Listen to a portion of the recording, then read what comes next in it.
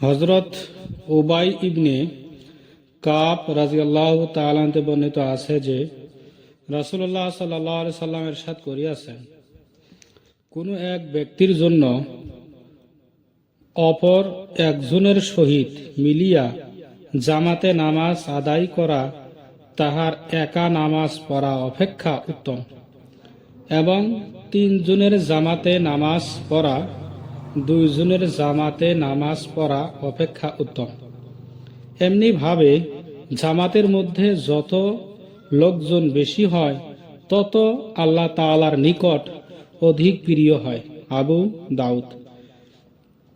যেমন নাকি কইছে যে একাকী নামাজ পড়ার চাইতে 2 জনে ভালো, 2 জন নামাজ পড়ার চাইতে 3 জনে ভালো, 3 জন নামাজ পড়ার চাইতে 4 জন ভালো। এইভাবে নামাজের মধ্যে যত মানুষ হব ততই ভালো।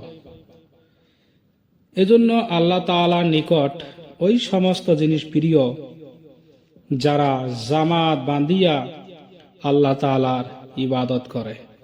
আল্লাহ তাআলা আমাদের সকলকে জামাতে নামাজ পড়ার জন্য তৌফিক দান করুক।